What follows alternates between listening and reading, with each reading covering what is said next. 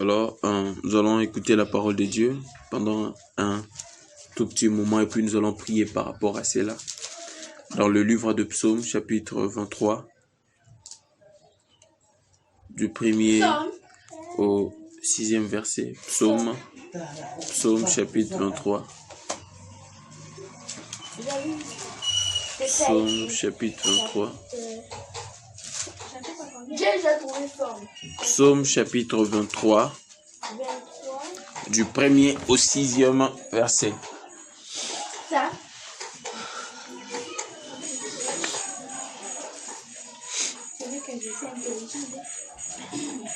Alors la Bible dit ceci: L'Éternel est mon berger, je ne manquerai de rien. Grâce à lui, je me repose dans de prairies verdoyantes, et c'est lui qui me conduit au bord des eaux calmes. Il me rend de force neuve, et pour l'honneur de son nom, il me mène pas à pas sur le droit chemin. Si je devais traverser la vallée où règnent les ténèbres de la mort, je ne crains aucun mal, car tu es auprès de moi. Ta houlette me conduit, ton bâton me protège. Pour moi, tu dresses une table aux yeux de mes ennemis. Tu oins de parfum ma tête, tu fais déborder ma coupe. Oui, toute ma vie, ta bonté et ton amour m'accompagneront, et je pourrai retourner au temple de l'Éternel tant que je vivrai. Amen. Alors, nous allons toucher toujours le même thème qui est tiré du verset 1er. L'Éternel est mon berger. L'Éternel est mon berger. L'Éternel est mon berger. Alors, dans ces textes, c'est le roi David qui est en train de parler. On sait très bien qui est David. David est le fils d'Isaïe, avec comme frère Eliab et les autres. David, c'est celui qui a tué Goliath. Selon les histoires, c'est l'un des plus grands rois de l'histoire d'Israël. Mais ici, dans ce texte, David est en train de parler de quelque chose d'important. Il parle de l'Éternel. Il nous présente Dieu, mais dans une autre casquette. Il nous présente Dieu dans une casquette de berger. Et il nous montre ce que Dieu peut faire en tant que berger. Il nous montre le rôle d'un berger. Et plus tard dans le livre de Jean, Jésus se présentera comme le bon berger. Il se présentera comme le bon berger. Dans Jean chapitre 10, du verset 11 et le verset 14, Jésus se présentera comme le bon berger. Alors, dans ces parties, il dit l'Éternel est mon berger. C'est-à-dire, c'est lui qui est le berger, c'est l'Éternel. L'Éternel, c'est qui? C'est Dieu. Alors, si Dieu est notre berger, la première des choses, il parle des avantages attachés à avoir Dieu comme berger. La première des choses, il dit, je ne manquerai de rien.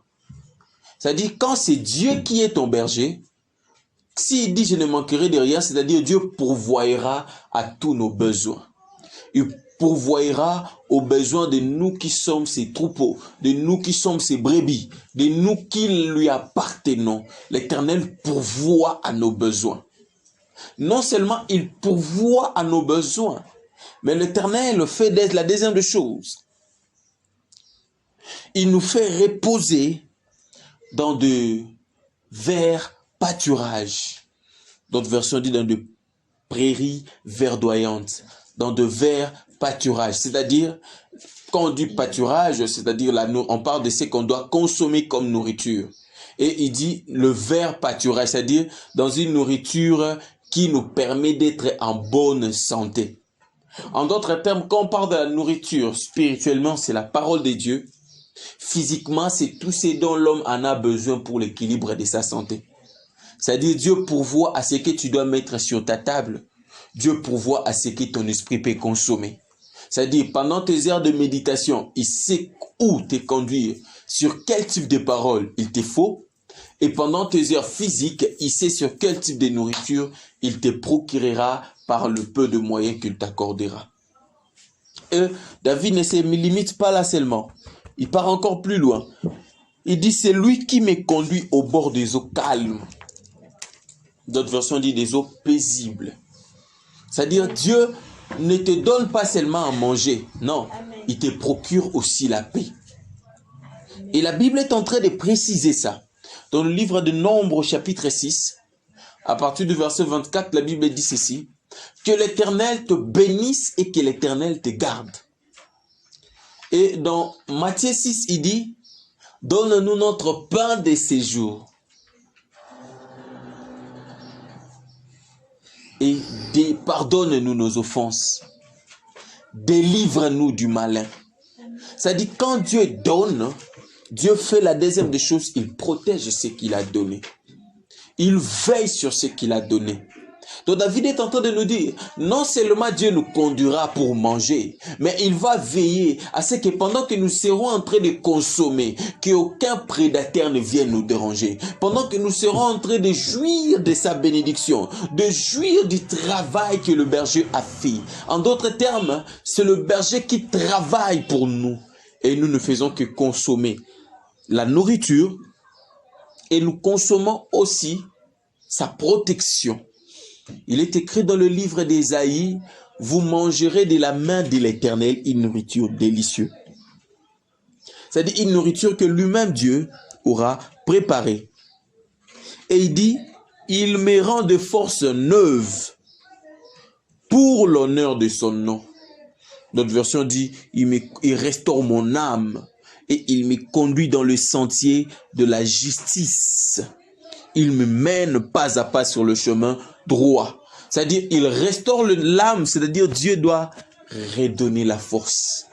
Là où l'équilibre n'était plus, là où la force n'était plus, là où la capacité n'était plus, là où le désespoir était installé, là où le doute avait pris forme et force, là où le diable s'était élevé et il a imposé son règne, Dieu est capable de restaurer l'âme, l'âme affligée, l'âme abattie, parce que la Bible l'appelle le réparateur de brèches. C'est celui qui sait redonner la forme à quelque chose qui n'avait plus de forme. N'oublie pas que dans Genèse chapitre 1, la Bible dit la terre était informe et vide.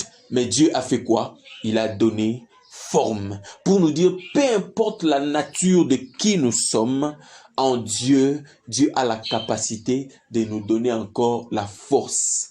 Il a la capacité de nous conduire dans le chemin droit pour son honneur. Et David a dit au verset 4, il dit, si je devais traverser la vallée où règnent les ténèbres de la mort. Quand il parle de la vallée ou de l'ombre de la vallée de la mort, David voulait parler de quoi ici? Il parle d'un moment de difficulté, d'un moment où tout est coincé, d'un moment où l'homme cherche à s'en sortir mais il ne trouve pas d'issue. D'un moment où l'homme est incapable de voir très loin, parce que dans le noir, la vision est réduite. L'homme ne peut pas voir très loin, il voit plus ce qui est devant lui. Et David voulait nous dire, même quand devant nous, on ne voit plus rien de grave. Et quand on jette le coup d'œil vers le futur, on ne voit pas d'ici. C'est comme dans l'eau. Quelqu'un qui est dans l'eau, il ne sait ni voir la rive, ni voir une partie des terres, ni voir quoi que ce soit. Le ténèbre, c'est le moment le plus difficile. Ce sont des moments durs, des moments de combat, des moments de peine, des moments de preuve, des moments où l'homme est incapable lui-même de trouver des issues et des solutions. David a dit, si tu es arrivé à ces temps-là, j'aimerais dire à une personne, si tu arrives dans cette saison où tu te bats, tu ne vois rien, où tu pries, cette fois tu n'as même pas un exaucement, même pas une étincelle de vision, ne crains rien. La meilleure des choses à faire, attache-toi d'abord à Dieu. Pourquoi? David a dit, je ne crains aucun mal. Pourquoi? Le problème n'est pas là où je suis. Le problème n'est pas le ténèbre, mais le problème est celui qui m'accompagne dans ces ténèbres. C'est lui qui m'accompagne dans ces ténèbres. La Bible dit c'est l'Éternel qui est le bon berger.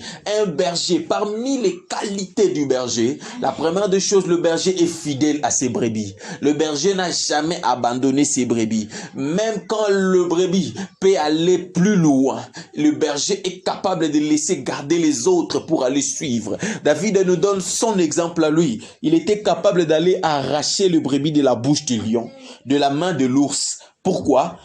Parce qu'il avait envie de voir ses brebis être en bonne santé, parce qu'il devait pourvoir pour eux. Et dans l'ombre de la vallée de la mort, David a dit, je ne crains aucun mal, car tu es avec moi. L'élément le plus fort pour le brebis, c'est la présence du berger. Là où est le berger, les brebis sont rassurés. Pourquoi? Parce que le berger marche toujours avec des instruments, la houlette et le bâton.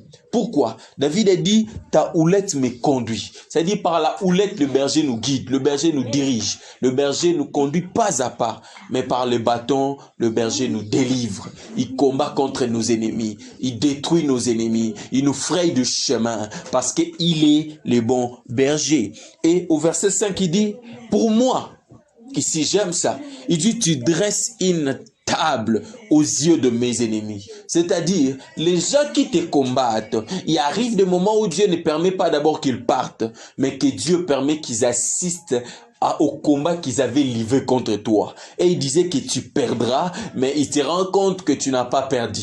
Tu as vaincu. Et David a dit, tu dresses une table. C'est-à-dire la bénédiction de Dieu trouve tes ennemis en vie. Et ils seront confus. Pourquoi? Parce que ce qu'ils ont préparé n'est pas ce que Dieu finira par accomplir.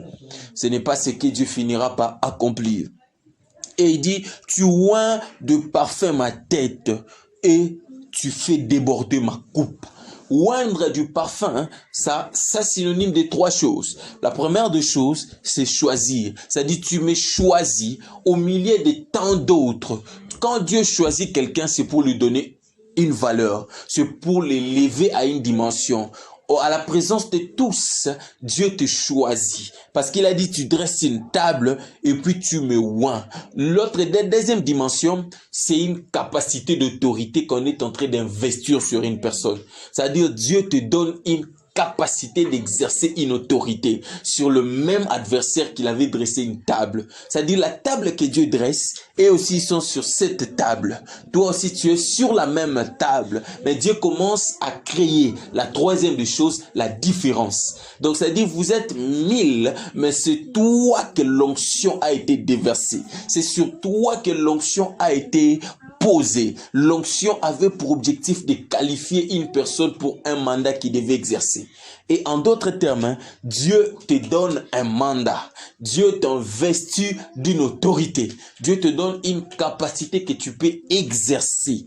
Pourquoi? Parce qu'il dit, tu débordes ma coupe. La coupe, ce sont des équipements. La coupe, ce sont des renforts que Dieu nous accorde. Et au dernier passage, David a dit, oui, toute ma vie, ta bonté et ton amour m'accompagneront. M'accompagneront. David est en train de parler de deux attributs de Dieu.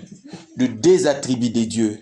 La bonté de Dieu et l'amour de Dieu. C'est-à-dire la bonté de Dieu. Dans Lamentation, je crois, dans Lamentation chapitre 3, la Bible dit, tes bontés ne sont pas épuisées. En d'autres termes, chaque matin, Dieu renouvelle sa bonté.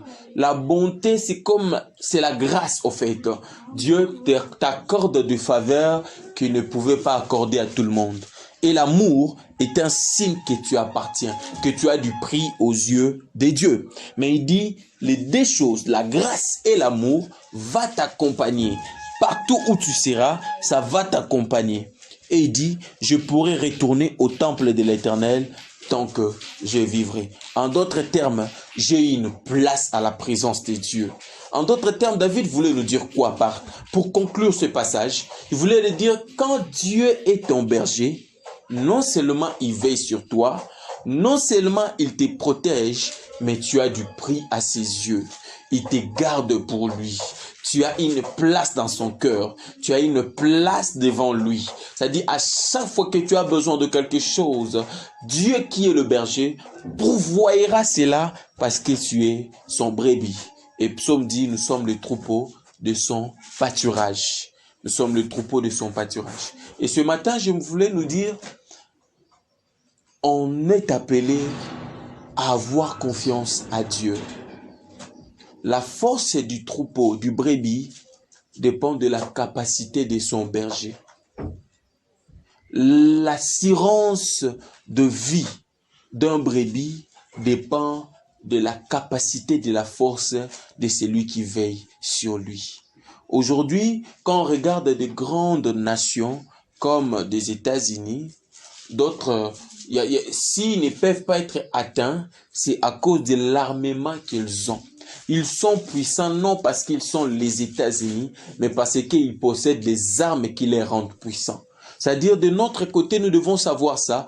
Nous sommes forts non parce qu'on sait prier, non parce qu'on sait lire la Bible, mais parce que de notre côté, on a un berger. Ce berger-là a tout l'arsenal de l'univers pour nous protéger, a toute l'armée pour nous garder. En d'autres termes, celui qui bâtit sa confiance sur Dieu, il sera toujours en sécurité. Amen. Que Dieu bénisse sa parole. Alors, ce matin, nous savons qu'il le fait déjà. Mais il dit, il sait ce que nous avons besoin, mais il veut souvent que nous puissions le lui rappeler encore. J'aimerais que ce matin, qu'une personne dise à Dieu, je veux que tu sois encore mon berger. Je veux que tu veilles sur moi. Même quand la tempête soufflera, même quand le vent soufflera, même quand le vague s'élèvera, je veux que je n'aie pas peur, parce qu'avec toi nous irons très loin.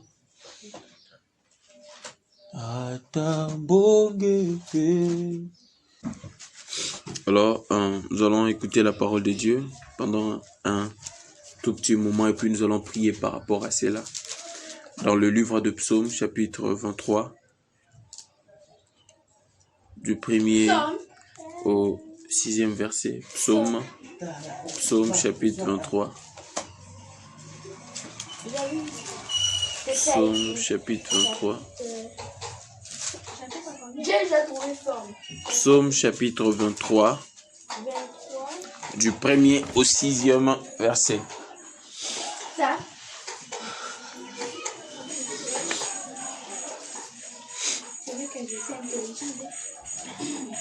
Alors la Bible dit ceci: L'Éternel est mon berger, je ne manquerai de rien.